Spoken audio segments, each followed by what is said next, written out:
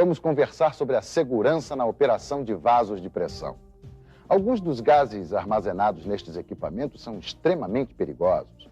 Daí a importância do cumprimento rigoroso de uma série de normas. Em algumas empresas, como por exemplo as petroquímicas, o número de vasos de pressão em uso é grande. Uma única indústria pode possuir cerca de 2.000 vasos e todos necessitam de controle e manutenção.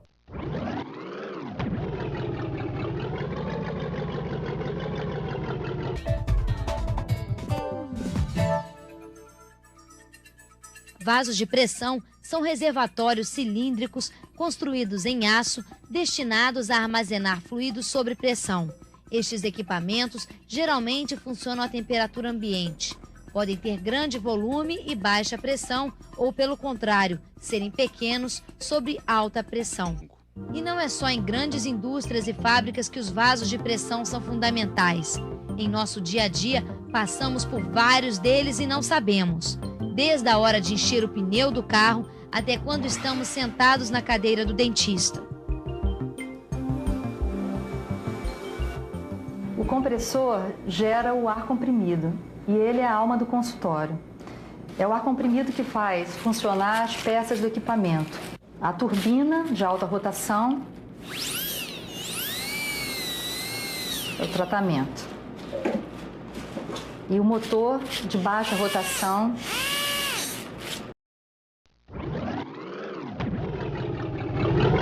Vasos de pressão devem dispor de instrumentos obrigatórios para a prevenção de explosões. Os dois instrumentos mais importantes nesse sentido são o manômetro e a válvula de segurança. O manômetro mostra em que valor está a pressão interna do vaso, o que permite ao operador fazer os ajustes necessários para que nunca seja ultrapassada a PMTA, pressão máxima de trabalho admissível. Quando a pressão ultrapassa esse limite, antes que seja comprometida a resistência do material, a válvula de segurança deve abrir, liberando o fluido para a atmosfera e, consequentemente, aliviando a pressão do vaso. Agora vamos saber os efeitos em casos de acidentes de algumas das substâncias normalmente armazenadas nos vasos. No que se refere aos vasos de pressão, devem ser considerados fundamentalmente os riscos de explosão e de vazamentos. Tudo depende da sua fabricação, instalação, operação, manutenção e inspeção, pois os efeitos das substâncias armazenadas são perigosos. Vazamentos de amônia geram problemas respiratórios e podem levar à morte. Mais severo do que a amônia é o H2S, gás sulfídrico, letal quando inalado, mesmo em baixas concentrações. Vazamentos de ar comprimido podem não ser perigosos, mas a explosão de um reservatório de ar comprimido pode causar tragédias. O hidrogênio é altamente inflamável, por isso vazamentos desse gás podem não causar a intoxicação, mas sim explosões severas. A pressão e o volume são grandezas de grande importância, pois determinam a amplitude dos danos que incluem explosão, contaminação e queimaduras.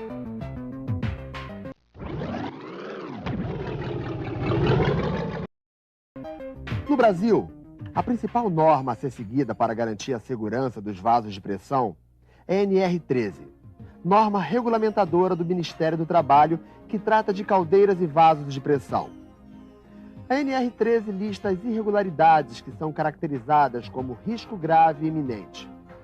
Entre elas podemos citar falta de válvula de segurança, falta de instrumento que indique a pressão de operação, ou seja, falta do manômetro, uso de artifícios que neutralizem sistemas de controle e segurança, em locais confinados, não dispor de saídas em direção distintas, amplas e desobstruídas, falta de seguro para as atividades de manutenção, operação e inspeção, ventilação, iluminação, conforme normas oficiais e sistemas de iluminação de emergência. E é importante deixar claro que situações de risco grave e iminente como essas, quando identificadas pela fiscalização do Ministério do Trabalho, determinam a interdição do equipamento, o que pode resultar na paralisação de uma fábrica ou unidade inteira. O acidente com vaso de pressão não é muito corriqueiro. São acidentes que raramente acontecem. O problema é que, quando eles acontecem, eles são bastante catastróficos. A segurança deles depende, primeiro, do fabricante. Começa na fabricação.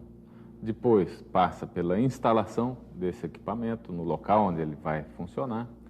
Depois, os cuidados de operação, a instrumentação adequada, válvulas de segurança, manômetro para indicar a pressão do equipamento. E depois, manutenção. A manutenção é importante que seja feita por trabalhador competente da área de mecânica, de manutenção, etc. E ainda, periodicamente, passa por inspeção feita por engenheiro. Então, a caldeira, o vaso de pressão tem que ser desligado, tem que ser aberto, e o engenheiro vai fazer a inspeção tanto da parte exterior como da parte interna do equipamento para saber se ele ainda está em condições de operar.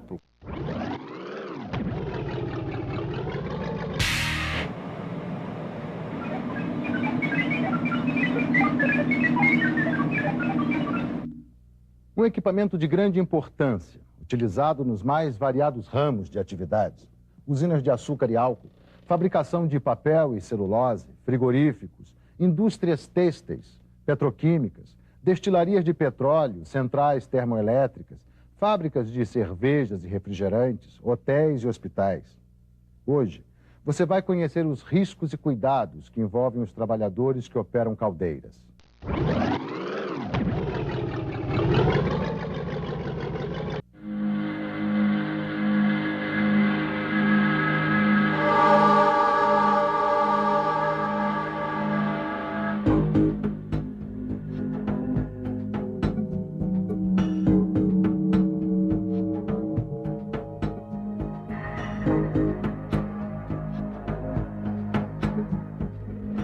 As caldeiras são usadas há séculos. Os primeiros navios e as locomotivas eram movidos a vapor.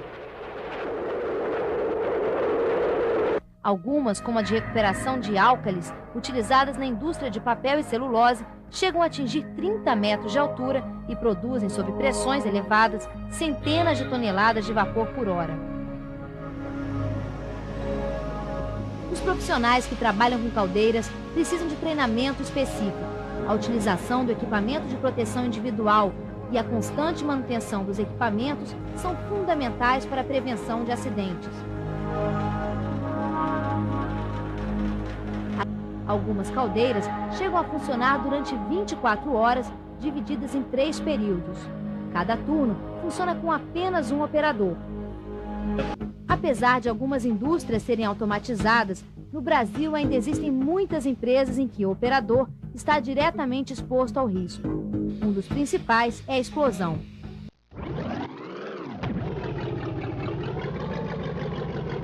Quais são os aparelhos mais importantes que têm que ser observados constantemente para que não haja um acidente? Primeiramente, nós temos que ter funcionando perfeitamente, bem calibrado, o manômetro, que vai nos mostrar a pressão de trabalho, e depois nós vamos ter que fazer, temos que fazer diariamente também a correção, por exemplo, verificar pressostatos que desligam os combustores, pressostatos que faz o bloqueio geral da caldeira no caso do excesso de pressão. Podemos ter explosões na parte do gás, na parte de alimentação do combustível e explosões na parte da água, tá? Você pode ver aqui nos queimadores, tá? Os queimadores da caldeira, ele permite a queima com óleo combustível e com gás natural. Esse painel que nós vimos aqui é um painel de acendimento e de segurança da caldeira. Ou seja, essas caldeiras, elas são compostas de detetores de chama. Existem detetores de chama. Em caso de falha de chama, ou seja, se um maçarico desse apagar, automaticamente esse painel de segurança corta o gás, tá? Ou seja, toda vez que houver um desses maçaricos apagarem, você tem que cortar o combustível para evitar exatamente a explosão de combustível dentro da câmara. Ou seja, você tem muito combustível dentro da câmara de uma vez e você não tem chama. Quando você tem a chama, ocorre uma explosão, tá? Então, esse é importantíssimo, um painel de segurança que corte o gás no caso de falha de chama. Então, o maior risco de explosão numa caldeira na parte do gás é a chama apagar e você continuar injetando combustível. E na parte da água seria você perder o nível do tubulão superior. Então, você pode perder o nível do tubulão superior tá? Por questões por exemplo, furar um tubo. Fura um tubo, cai o nível de água, e se você não apagar os maçaricos, você vai gerar realmente uma deformação muito grande na caldeira. Você vê que aqui, esse manômetro principal é uma necessidade de toda a caldeira. Toda a caldeira tem que respeitar a NR13 e tem que ter no frontal a sua pressão indicada no manômetro principal. Para evitar estes riscos, o governo, em parceria com o sindicato e os representantes de empresas, concluíram em 1994 uma importante revisão da NR13, a norma regulamentadora que trata do assunto. Depois de uma série de reuniões, a revisão da NR13 foi oficializada por uma portaria do mesmo ano, publicada no Diário Oficial da União. A revisão da NR13 resultou em uma das melhores normas regulamentadoras já editadas em nosso país. Tanto é que inspirou a Fundacentro a publicar o Manual Técnico de Caldeiras e Vasos de Pressão, onde a norma é comentada item por item. Conseguimos deixar escrito, deixar consolidado nessa norma diversos aspectos que dizem respeito aos trabalhadores e que é uma tarefa nossa estar o tempo inteiro na fábrica buscando melhores condições de saúde, segurança e meio ambiente. Não só para nós, como para a própria sociedade, para a comunidade como um todo. E é por isso, então, que a gente listou alguns itens nessa norma, aumentando, inclusive, as condições de risco grave e iminente, que são situações que ocorrem na indústria, lamentavelmente ainda ocorrem, né? Por exemplo, o que a gente chama de bypass de sistema de segurança, ou jump de sistema de segurança, onde um sistema de segurança ele existe para justamente uma espécie de disjuntor, né? Quando você tem uma sobrecarga no sistema, ele desarma. Muitas vezes isso acontece onde as empresas bypassam, jumpeiam esse sistema e você fica desprotegido, né? Então é um perigo muito grave, iminente, isso está registrado na norma e fazer cumprir essa norma é tarefa nossa. E é importante deixar claro que situações de risco grave e iminente como essas, quando identificadas pela fiscalização do Ministério do Trabalho, determinam a interdição do equipamento, o que pode resultar na paralisação de uma fábrica ou de uma unidade inteira. A NR13 atual, ela incorpora aspectos de projeto dos equipamentos, aspectos de instalação, como posicionar os equipamentos nas plantas, né? Aspectos relativos à operação, né? Quem vai operar a caldeira, o vaso de pressão, qual é o grau de instrução, qual o treinamento que tem que ter, né? Ela incorpora aspectos de manutenção, se você vai fazer um reparo, né? Como é que você vai fazer esse reparo para ele ficar bem feito e não acabar prejudicando a segurança concebida no projeto? E também, é lógico, incorpora aspectos relativos à inspeção, a retirada do equipamento de operação para fazer a inspeção de equipamentos. Então, esse foi um ponto que a NR13 evoluiu bastante. As mudanças foram justamente nos 3 segmentos, né? O segmento governamental. Houve uma tremenda desburocratização. Então, muita coisa que era exigido em termos de carimbo, em termos de papéis, isso foi bastante saneado. Do ponto de vista da participação do trabalhador, houve um avanço significativo, de 2 formas. O trabalhador na empresa, ele tem acesso a toda a documentação da caldeira, aos projetos, ele tem acesso aos manuais de operação, a toda a documentação, tudo o que acontece com o equipamento, caldeira ou vaso de pressão, o trabalhador tem acesso.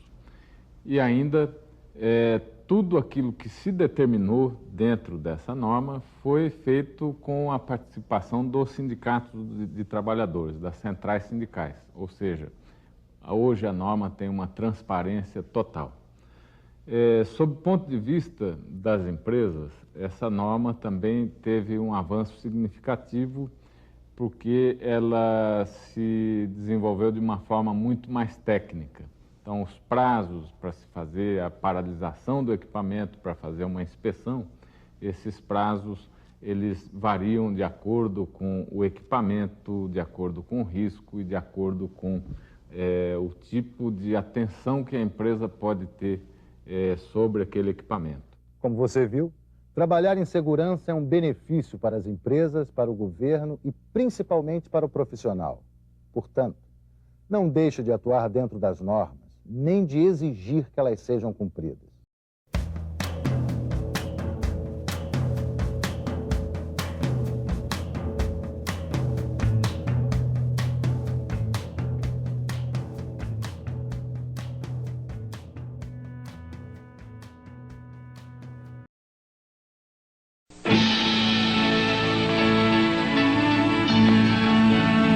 Projetada e construída pela Companhia Brasileira de Caldeiras e Equipamentos Pesados, a caldeira de CO começou a operar em 1977. Utiliza como combustível principal o monóxido de carbono, efluente da unidade de craqueamento catalítico, e tem capacidade para gerar 150 toneladas por hora de vapor superaquecido a pressão de 42 quilos por centímetro quadrado e temperatura de 399 graus Celsius. Possui 8 queimadores e pode utilizar, além do gás CO, óleo e gás como combustíveis suplementares. Os queimadores de gás combustível têm as seguintes características: pressão máxima 1,5 quilos por centímetro quadrado, vazão de projeto 1.500 quilos por hora. A instrumentação é do tipo Sistema Digital de Controle Distribuído. A caldeira é equipada com 2 válvulas de emergência, shut-offs. Assim, quando o sistema de segurança atua, as 2 válvulas fecham automaticamente e o alívio para a atmosfera abre, impedindo a passagem de gás para os queimadores. Cada queimador é equipado com duplo bloqueio manual contendo um vente intermediário, que reduz a possibilidade de passagem de gás para dentro da fornalha.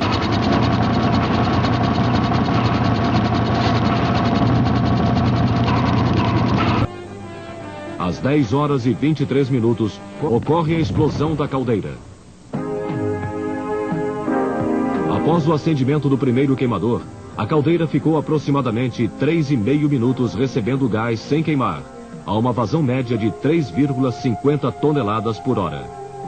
Até a ignição da mistura explosiva causada pelo acendimento do segundo queimador, estima-se que a caldeira tenha recebido 204 quilos de gás combustível. Estudos técnicos mostram que uma quantidade de gás da ordem de apenas 25 quilos já seria suficiente para explodir a fornalha. Em síntese, as causas do acidente foram: hábitos impróprios. Houve falha na avaliação do risco. O supervisor e o operador de painel permaneceram no painel durante o reacendimento, com apenas um operador no campo. Ao receber a liberação do supervisor, o operador de campo acendeu o primeiro queimador sem observar a condição limite de pressão. Fato semelhante ocorreu no acendimento do segundo queimador. Postura imprópria. Apesar de previsto em projeto, a caldeira não dispõe de sensores de chama, fundamentais para que o operador de painel percebesse o apagamento do primeiro queimador. O procedimento do operador de painel para fechamento da FRCV de gás combustível foi inadequado, porque estava sendo utilizada a tela indevida do SDCD. Por isso, decorridos 4 minutos desde o momento em que o controle foi passado para manual, o operador de painel ainda não havia conseguido reduzir a abertura da válvula até o valor pretendido. Esse procedimento revela falta de habilitação do operador. Dentre os danos causados pelo acidente, foram anotados deformação das paredes, piso e teto da câmara de combustão, ruptura dos tubos de interligação dos coletores, danos no invólucro do economizador, rompimento das juntas de expansão, arrancamento de alicerces, colunas retorcidas e abalo nos elementos estruturais.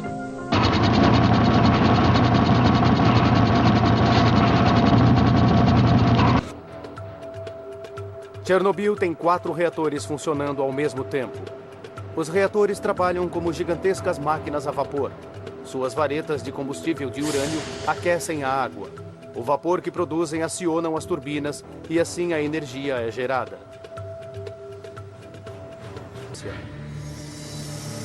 Meia-noite. Começa o turno da noite. Yuri Karniv vai para o hall das turbinas. Boris Stolyarchuk está na sala de controle, cerca de 300 metros do reator. Com ele está Leonid Toptunov, de 27 anos, que controla o reator. 00:05. Os preparativos para o teste começam. Leonid gradualmente reduz a energia. Nos 20 minutos seguintes, tudo corre como planejado. Porém, passados mais 3 minutos, surge um obstáculo. Por alguma razão, os níveis de energia do reator caem rapidamente. Leonid precisa fazer subir o nível de energia e depressa. Para seu alívio, ele resolve o problema. À 1h da manhã, Leonid acha que o reator se estabilizou. 3 minutos mais tarde, Boris, que controla as bombas, chega para o turno. Ele liga 2 bombas d'água auxiliares, mas elas jogam a água no reator rápido demais. Isso é ruim. Significa que não há água suficiente para se transformar em vapor e acionar as turbinas. Leonid acha que pode ajudar aumentando a energia no núcleo do reator. Funciona. O reator fica mais quente, criando mais vapor para acionar as turbinas. Leonid e Boris acham que a situação está sob controle. O que eles não sabem é que o núcleo está chegando a um nível perigoso de aquecimento. No hall das turbinas, Yuri Karniv recebe um telefonema. Alguém na sala de controle lhe diz que os preparativos estão completos e que o teste já vai começar.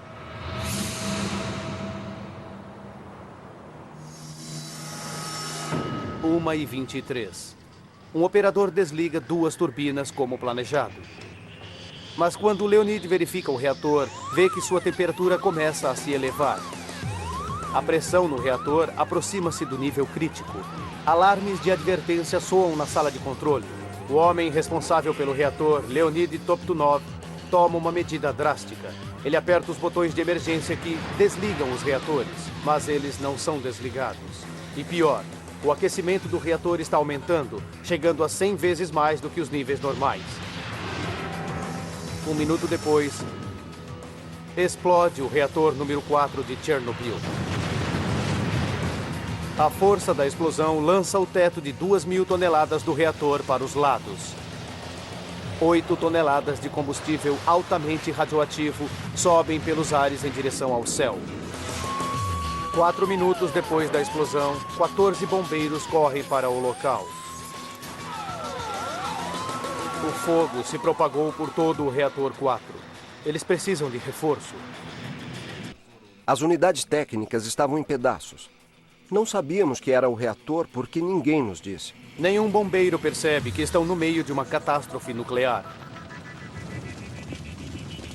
Durante 1h30, eles lutam contra as chamas. E 1 a 1, os homens começam a cair, vomitando e perdendo a consciência. As autoridades lutam para deter uma futura precipitação radioativa. Durante os 60 dias seguintes, 1.800 voos de helicópteros jogam 5.000 toneladas de substâncias químicas sobre o reator destruído para que absorvam a radiação. Standing on the edge of the crater, like the prophets once said, and the ashes